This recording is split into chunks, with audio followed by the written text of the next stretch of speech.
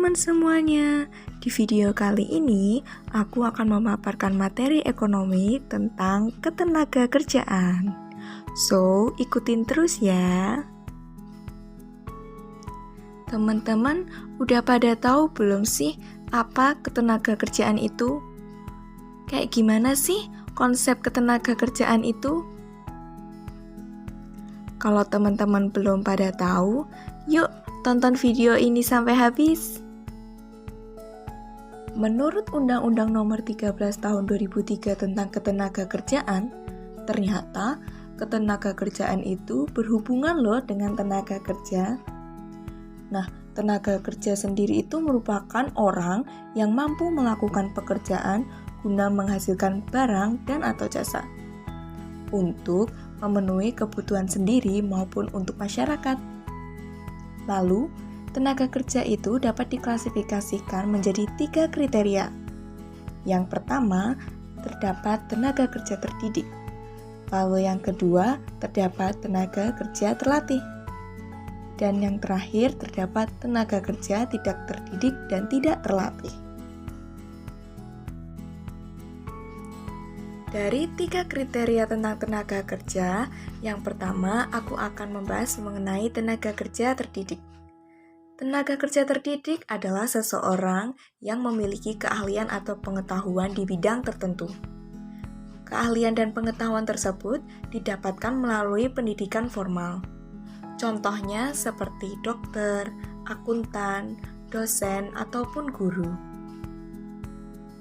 Yang kedua, terdapat tenaga kerja terlatih. Tenaga kerja terlatih adalah seseorang yang memiliki keterampilan dan keahlian yang didapatkan melalui pendidikan non-formal. Pendidikan non-formal itu bisa berupa kursus maupun pelatihan. Contohnya seperti sopir dan penjahit. Yang ketiga, terdapat tenaga kerja tidak terdidik dan tidak terlatih. Tenaga kerja tidak terdidik dan tidak terlatih adalah tenaga kerja yang tidak memerlukan pendidikan dan pelatihan secara khusus. Kemampuan tenaga kerja pada kelompok ini didasarkan pada kebiasaan dan pekerjaan yang tidak menuntut keahlian tertentu. Contohnya seperti buruh cuci dan buruh setrika. Teman-teman, tadi kan kita udah bahas mengenai kriteria tentang tenaga kerja. Lalu, saat ini aku akan membahas tentang angkatan kerja itu apa sih? Menurut International Labour Organization atau ILO, angkatan kerja adalah penduduk usia kerja yang bekerja dan yang sedang mencari pekerjaan. Lalu, menurut Badan Pusat Statistik, penduduk yang termasuk angkatan kerja adalah penduduk usia kerja yang dimana usia tersebut adalah 15 tahun ke atas, yang sedang bekerja atau punya pekerjaan, sementara tidak bekerja, dan pengangguran. Lalu, penduduk yang bukan termasuk angkatan kerja adalah penduduk usia kerja yang masih sekolah, mengurus rumah tangga, atau melaksanakan kegiatan lainnya selain kegiatan pribadi.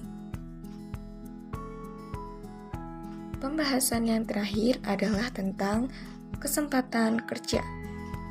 Kesempatan kerja dapat diartikan sebagai permintaan akan tenaga kerja. Ketika memproduksi barang dan jasa, rumah tangga produsen itu memerlukan tenaga kerja dan modal loh. Tenaga kerja dan modal itu nantinya digunakan sebagai input untuk proses produksi. Lalu, hal tersebut juga menimbulkan yang namanya permintaan tenaga kerja. Permintaan tenaga kerja ini berasal dari permintaan untuk output perusahaan. Jika permintaan terhadap output barang dan jasa perusahaan meningkat, perusahaan menjadi lebih membutuhkan banyak tenaga kerja, sehingga akan mempekerjakan lebih banyak tenaga kerja.